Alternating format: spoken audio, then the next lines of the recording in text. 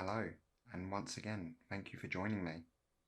Tonight, we have a story entitled Screaming by AsTheRavenDreams.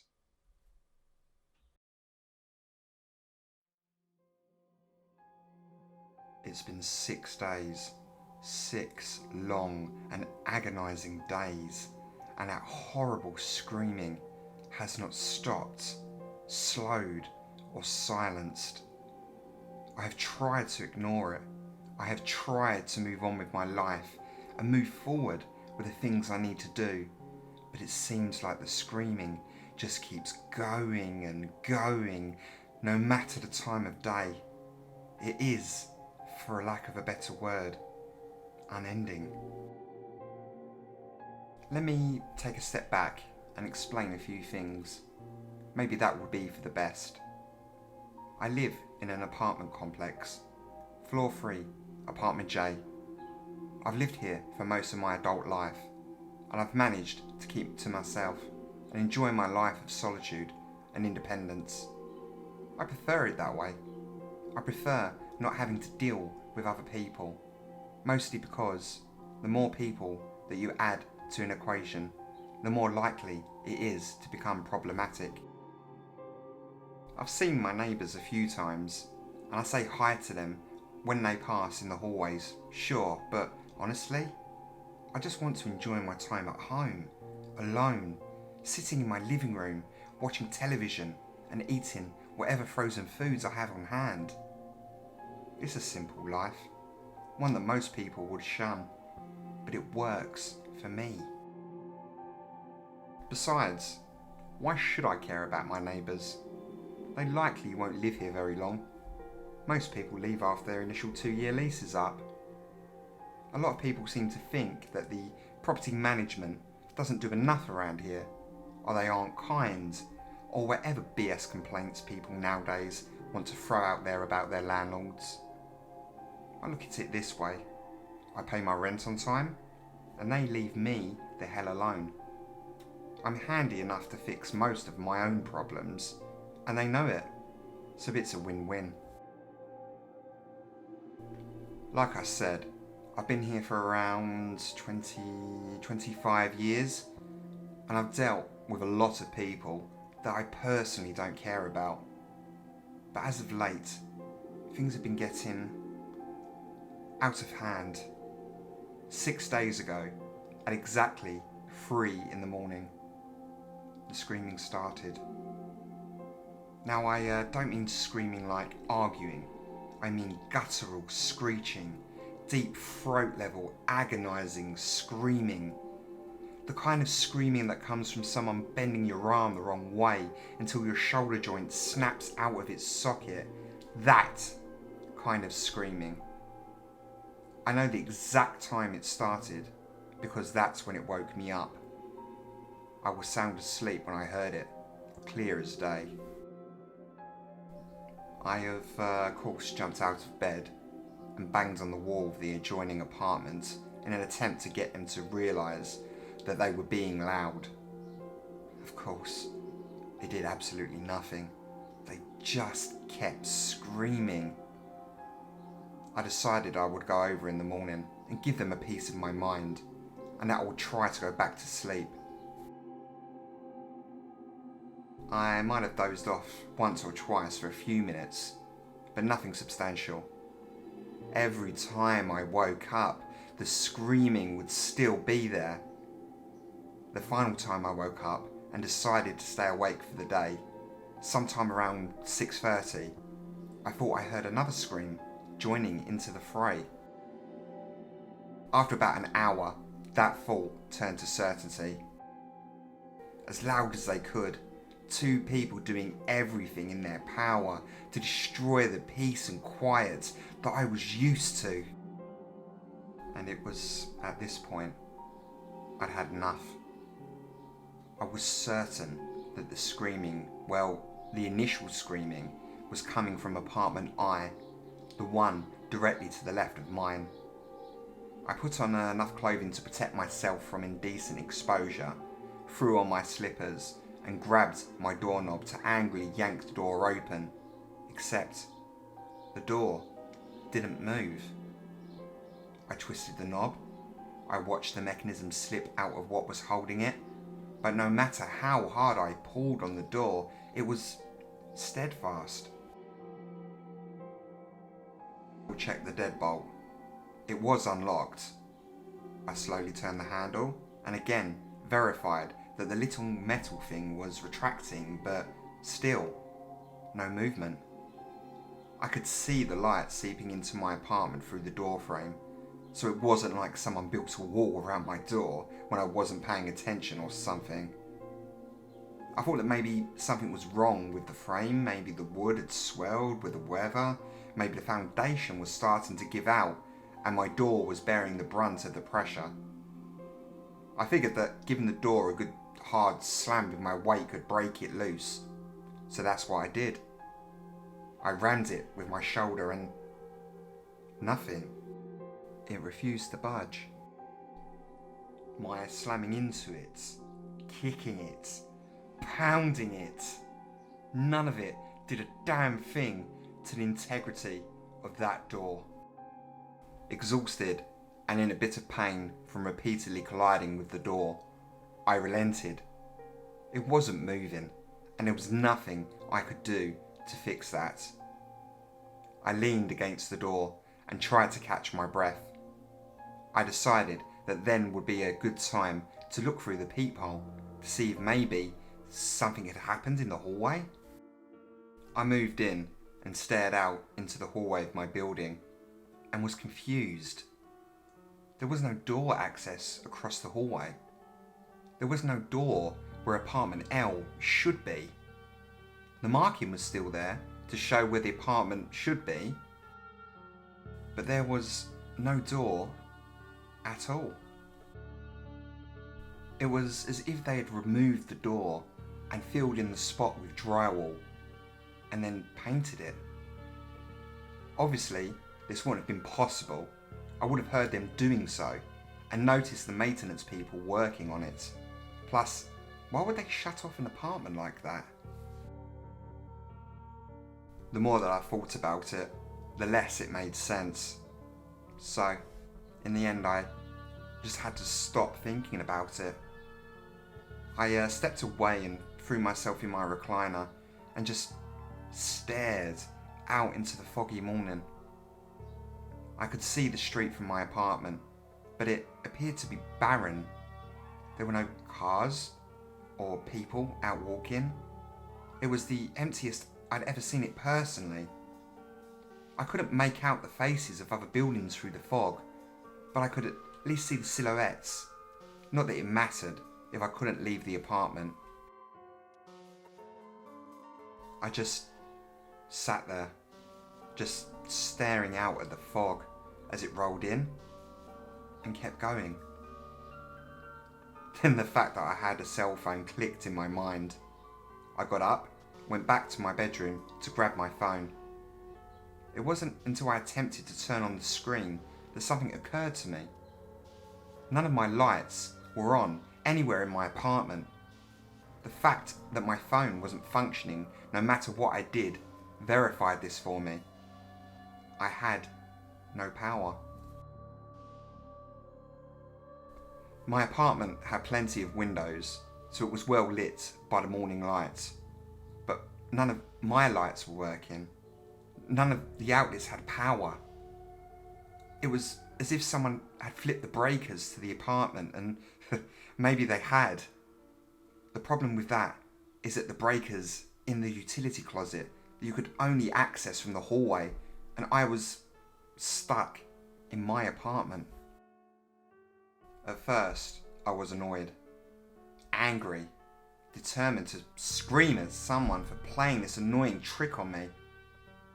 I was further enraged by that damn screaming that was coming from my neighbour's place, and the now 3 other people that had joined him in this ear-piercing song. I returned to my chair and watched the day pass. My mind was almost as foggy as the clearing outside of my window. I had no idea how I was going to get out of this situation other than wait for someone to rescue me. Surely someone had to be working on a solution to this problem. Somewhere. There's no way that the police weren't already looking into the people screaming. There's no way that my neighbours, at least the ones that weren't screaming and weren't the poor soul potentially trapped in apartment L, hadn't already made a phone call to someone out there to look into the noise. My next door neighbour was the first to start screaming, so when they investigated the situation, they were bound to come up the stairs. When I heard them, I would just bang on my door for their attention and explain what was going on. Surely that would work out for me. Well, that's what I honestly thought for the first 2 days. For nearly 48 hours I sat in my recliner and watched the days pass, the fog never lifting or clearing. In the entire time I watched, I didn't see a single person walking by, not a single car driving down the road. Nothing. All I saw was the light that was filtered by a dense fog, and then the darkness of the night. As strange as it was, I wasn't hungry at all. I'm the type of person that eats in a panic, so I figured I would want food, but with no power I couldn't heat anything up. I think I ate some bread and peanut butter on day 2, but really, I don't recall. It wasn't until day 4 that I started to think maybe, just maybe, things weren't going to change. By this point, I could no longer differentiate the sounds of the screams. I had no idea how many people were screaming, who they were, where they were. All I knew was that the screaming was loud, unbearable, and closing my eyes to sleep would only make it seem louder, like it was coming from my room, or like it was seeping into my skull and echoing through my ears. So with that, sleep wasn't an option, no matter how much I was needing it. A lack of sleep can do crazy things to your head. You start to have weird thoughts, you start to see things out the corner of your eyes, and you start to hear strange noises. Not to say that the screaming wasn't weird in and of itself. At first I started to wonder whether there was something keeping me in my apartment, maybe something like a wall. The more I stared at the spot where my neighbour's door used to be, I started to wonder if maybe they had done the same thing to my door. Maybe they had managed to put up a wall without me noticing. But how would you explain my ability to see out into the hallways? Simple. They left the peephole uncovered to taunt me. To let me see what was out there. To see what they had done to the others, to torture me. That had to be what was happening, that it had to be. The problem with this became, what the hell do you do if you're faced with this situation? Clearly, the material they used for the exterior was of superior quality. I couldn't get my door to move at all. And that's when the plan hatched. I had 2 other options to attempt an escape. The first one was the easier of the 2, so I decided it would be plan B, that is to break the window and attempt to climb down the building. The problem with this was that I was on the 3rd floor, and it was certain to hurt if I messed up and fell. Thus, I moved on with plan A, which was to break through the inner wall and into my neighbour's apartment. If nothing else, if this was some sort of sick prank, I would get to damage his walls and yell at him when I got through. Step 1. Find a hammer, which was already going to be an issue. I didn't have a hammer in my apartment. All of my tools were in my truck, which was down in the parking garage. I started digging through drawers, cabinets, and everything I had for storage to find something heavy enough to break through the wall. The closest thing I had was a meat tenderizing hammer and a kitchen knife, and while that may not sound like it would be effective, it would be enough.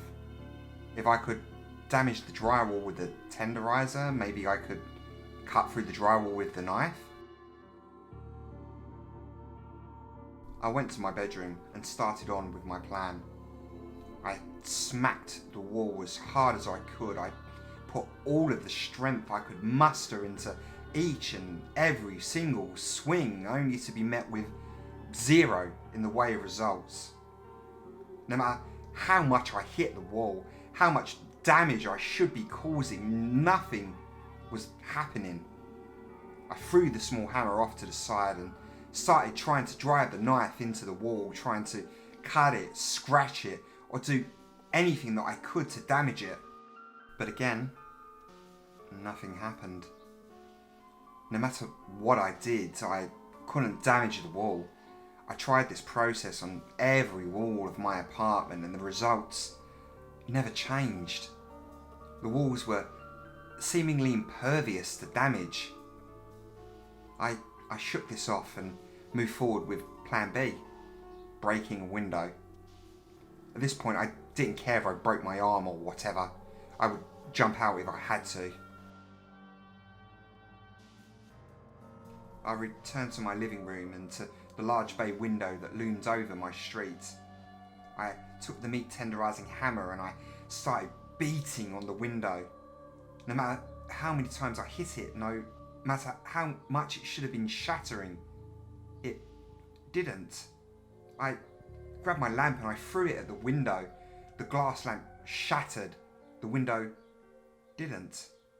I tried everything I could through the night to break through any point of my apartment, but my efforts were all in vain. The thought of never escaping this hell was finally taking me over. I was stuck. There was nothing I could do to get out, and this was where I was going to die.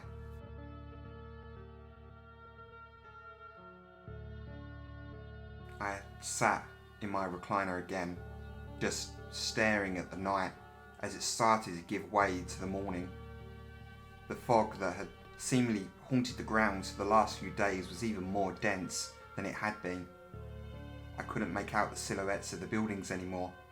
I couldn't see the road. All I could see was a thick layer of haze, of white clouds that were engulfing everything in my vision.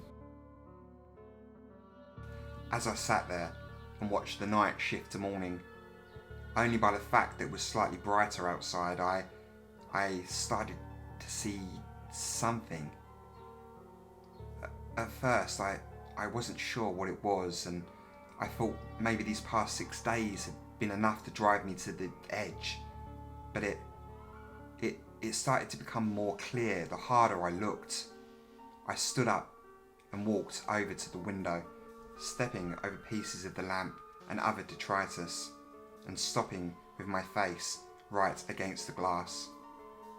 I kept my eyes on the fog, and slowly, very slowly, an outline of a pair of eyes started to come into focus. Based on their location in the fog, whatever it was that these glowing red eyes belonged to was large, nearly the size of a neighbouring building. I kept my focus on them. They started to grow brighter as they stared back at me. Then I noticed it wasn't just one pair of eyes that were watching me in the fog. No, it was dozens. The outline of each eye slowly took shape. I could see the dark red glow from each one, and I could feel that they were staring at me. Despite their size, despite there being so many of them, I knew they were staring straight at me. They were watching me, and they were focused solely on me.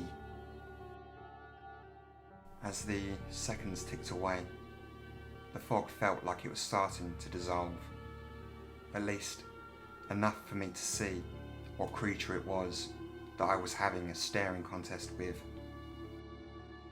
And as my eyes pulled in the scene in front of me, as my brain slowly painted the visual and imprinted it upon my memory, the only thing I could do, the only thing I could think to do was scream.